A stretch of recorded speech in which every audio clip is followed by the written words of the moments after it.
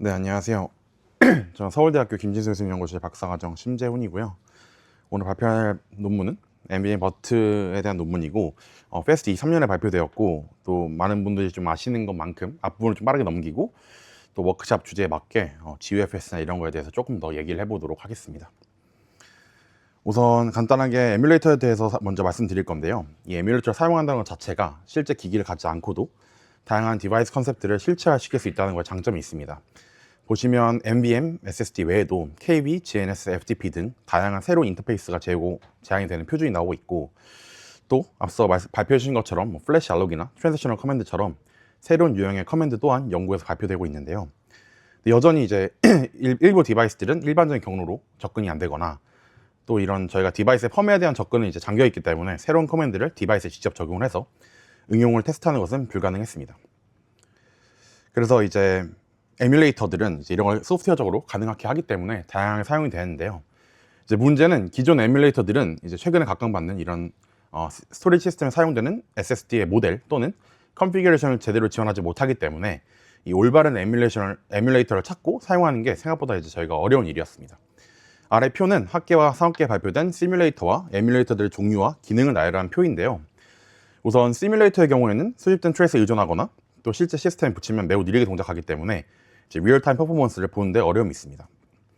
그렇다면 이제 에뮬레이터 남아있는데, 그 중에 하드웨어 기반들은 이제 사용하시는 뭐 코스모스도 있지만 개발이 일단 좀 어렵고, 또 실제 PCI에 붙기 때문에 실질적으로 실제 낸드 칩이 그 낮은 레이턴시를 지원해줘야 되기 때문에 고성능의 SSD를 에뮬레이트 하는 것은 좀 어려웠습니다. 그럼 이제 남은 거는 소프트웨어를 사용하는 방식들인데 표를 보시면 아시겠지만 MBA 버터와는 달리 다양한 기능을 지원하는 데 있어서 어려움을 겪었는데요. 이제 하나씩 좀 살펴보겠습니다. 첫 번째는 디바이스 드라이버 레벨 어프로치입니다. 이제 이 운영체제에 디바이스 드라이버로 구현되어 있고, IO 리퀘스트를 중간에 가져와서 이를 처리함으로써 어플리케이션에게 버추얼 디바이스로 보여지게 되는 그런 방식입니다. 하지만 이 방식은 시스템 안에서 수행되기 때문에 이 에뮬레이션이 운영체제 안에 있기 때문에 IO 스테이를 거쳐 내려오지 않는 이제 SPDK 같은 커널 바이패싱은 지원할 수 없게 되고요. 또 두 번째는 IO 스택을 타지 않고 디바이스에서 다른 디바이스를 물리적으로 직접 접근하는 디바이스 드리븐 IO 또한 불가능해집니다. 다음으로 이제 가장 파퓰러한 방식이 이제 호스트 버추얼라이제이션을 사용하는 방식인데요. 대표적으로 뭐 FEMU가 있죠. 이 경우에는 하이퍼바이저가 게스트 OS에 보여지도록 버추얼 디바이스를 만들기 때문에 앞선 디바이스 드라이버 레벨 어프로치와는 다르게 유저 드리븐 IO가 사용이 가능해집니다. 하지만 이 방법에 두 가지 큰 문제가 여전히 존재하는데, 첫 번째는 이 디바이스 드리븐 IO는 여전히 어렵다는 점, 그리고 두 번째는 이 버추얼라이제이션 오버헤드 때문에 이 타겟 디바이스의 성능이 좀 플럭션이 심하거나 이제 고성능이 에뮬레이트 되지 않는다는 점입니다. 그래서 이 방식의 자세한 성능 지표는 뒤에서 실험을 한 번 더 보여드리기로 하고요. 그래서 이제 앞선 접근 방식 한계를 해결하기 위해서 저희 연구실이 NVMe 버트를 개발하였습니다.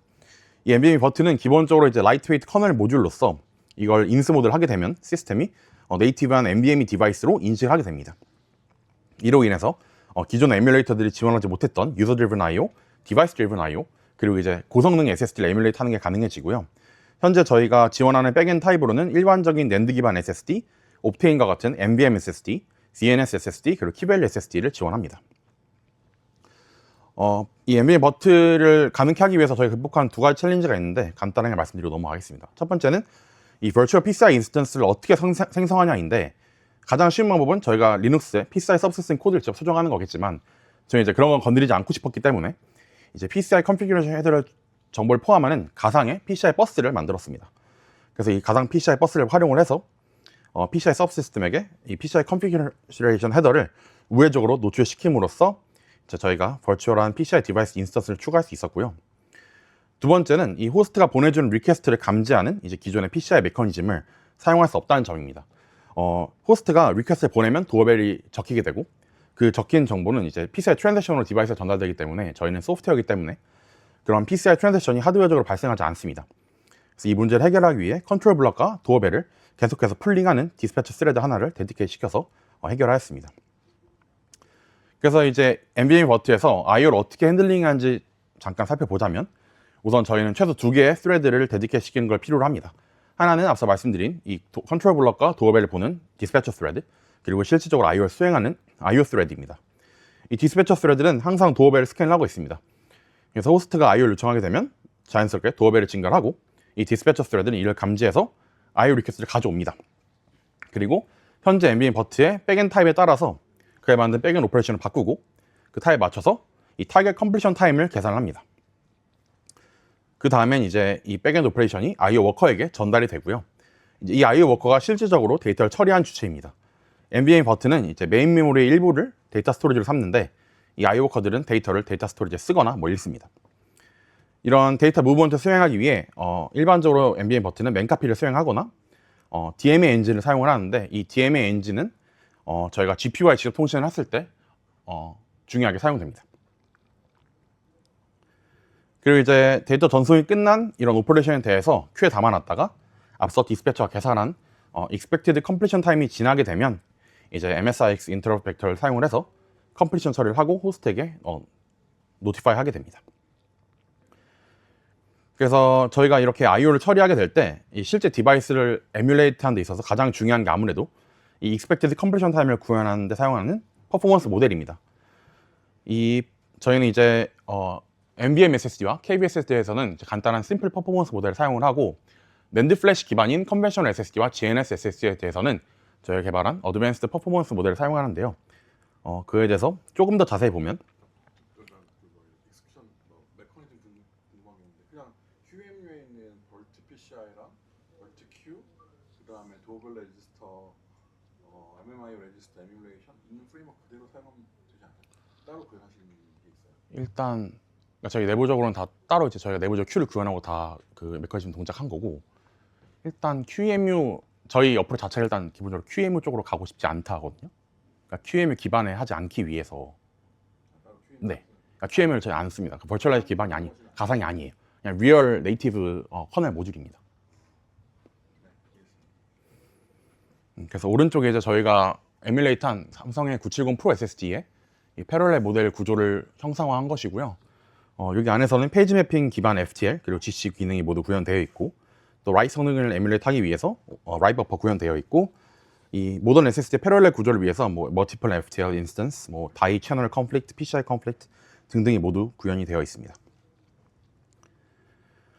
그래서 이 한 번 더 짚고 넘어가자면 NVMe 버트가 기존에 사용되던 에뮬레이터와는 달리 이제 이런 커널 바이패싱 또는 GPU 간의 P2P 커뮤니케이션, 뭐 GPU 다이렉트 또는 NVMe 오버레이크 타겟 오프로드 이런 기능들을 모두 지원을 하고요.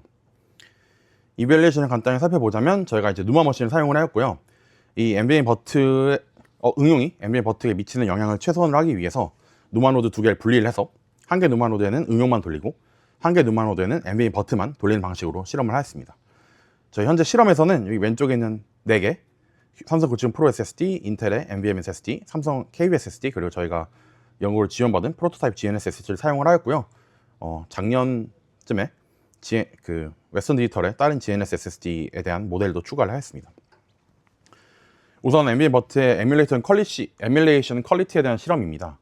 이 그래프는 4K 랜덤 라이트를 10번 수행한 것에 대한 레이턴시 디스트리뷰션인데 이 에러바가 해당 퍼센타일에 따른 표준 편차입니다. 그러니까 에러바가 클수록 퍼포먼스 플럭슈에이션이 심한 것입니다.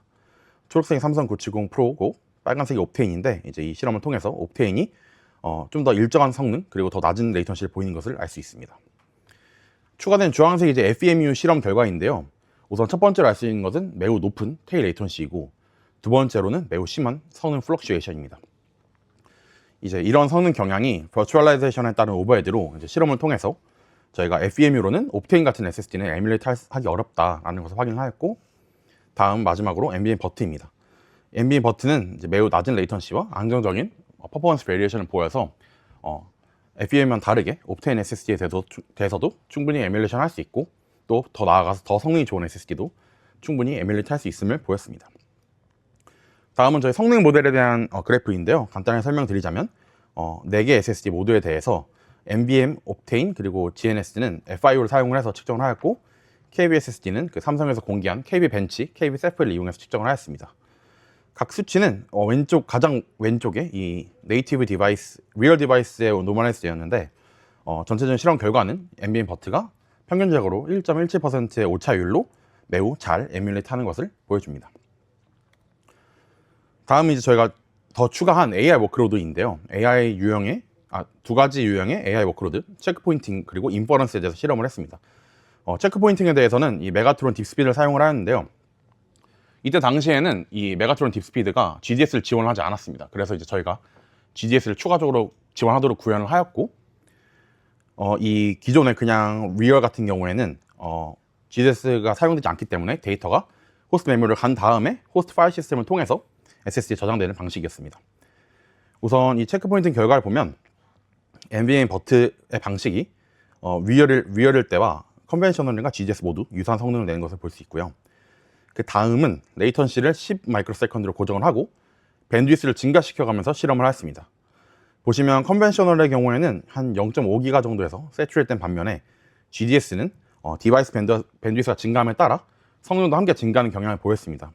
이 결과로 인해서 저희가 이제 이런 AI 워크로드에서 기존의 호스트를 거쳐가는 I/O 경로에서 발생하는 병목을 피할 수 있기 때문에 이런 GDS 같은 다이렉트 스토리지 액세스가 프로미싱하다라는 걸 확인하였고요.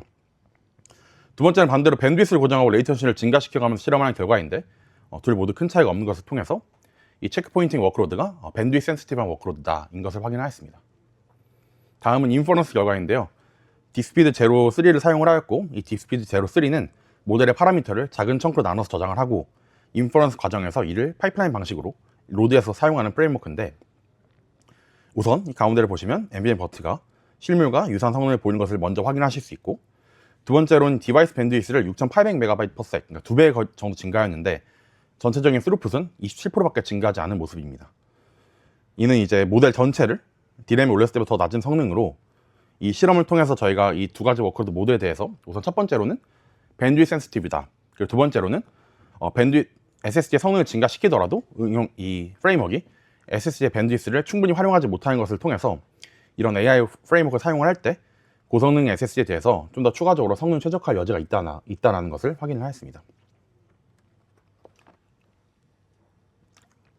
다음은 이제 저희가 이제 NVMe 버트를 사용하는 방식들인데요. 다양한 유스 케이스입니다.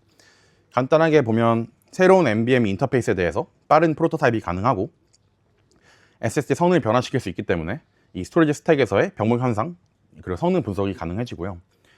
또 한 가지 좀 좋은 게 이런 MDTS나 네임스페이스의 수 등 이런 하드웨어 파라미터를 변화시켜서 그거에 따른 성능 변화를 확인할 수 있습니다.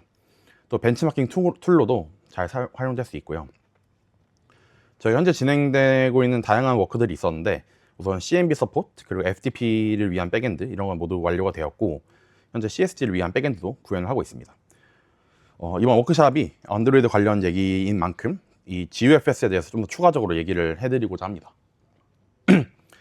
우선 앞서 설명해 주셨지만 존대 UFS 스펙은 이제 23년에 발표된 스펙으로 스카시의 GBC를 기반으로 하고 GNS와 유사한 점이 많습니다. 그래서 저희가 앞서 설명드린 이 NVMe 버트의 패럴렐 모델, 타이밍 모델을 활용을 해서 GUFS 디바이스에 대해서도 비슷한 에뮬레이터를 구현을 하였고 이를 통해서 이 모바일 디바이스 환경에서의 성능 평가를 가능케 하도록 하였습니다. 일단 GUFS 버트는 스카시 디버그 드라이버를 기반을 만들어져 있는데 우선 기본적으로 이 스카시 디버그 드라이버 같은 경우에는 다수의 스카시 디바이스를 에뮬레이트 할 수 있고 그리고 호스트 매니지드 그리고 호스트 어웨어 이런 존 블락 디바이스도 지원합니다.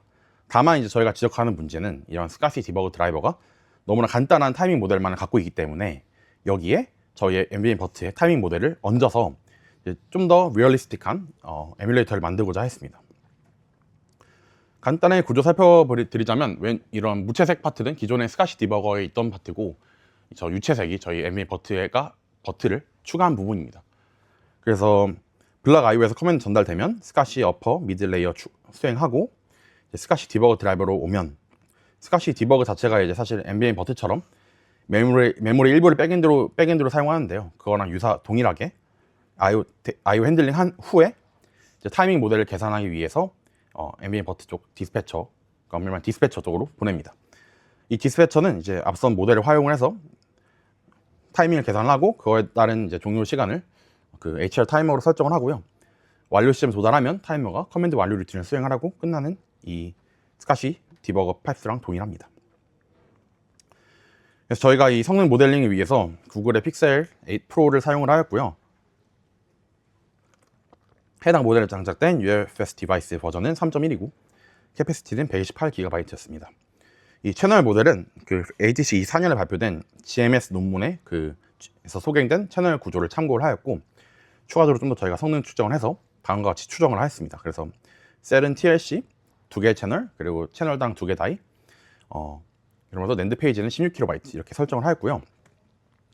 사실 저희가 이게 GUFS고 실제 픽셀4는 UFS이기 때문에 시퀀셜 리드, 시퀀셜 라이트, 랜덤 라이트에 대해서만 실험을 하였고요. 그래서 보시면 성능이 대체적으로 유사하지만 조금씩 차이 나는 부분이 이제 저희가 실물 UFS의 동작을 완전히 알기는 어려웠어서 이제 조금 차이가 발생하는 것으로 보이는데, 전체적으로 평균적으로 8.5% 정도의 오차율로 이제 에뮬레이션이 잘 되는 것을 알 수 있었습니다. 네, 그래서 저희 논문 보시면 좀 더 추가적인 디테일이 있고요. 모델에 대한 코드는 GitHub에 공개되어 있고, 또 이걸 사용하실 분들을 위해서 좀 더 자세한 튜토리얼 슬라이드가 공개되어 있습니다. 그래서 궁금하시면 참고하시면 좋을 것 같고요.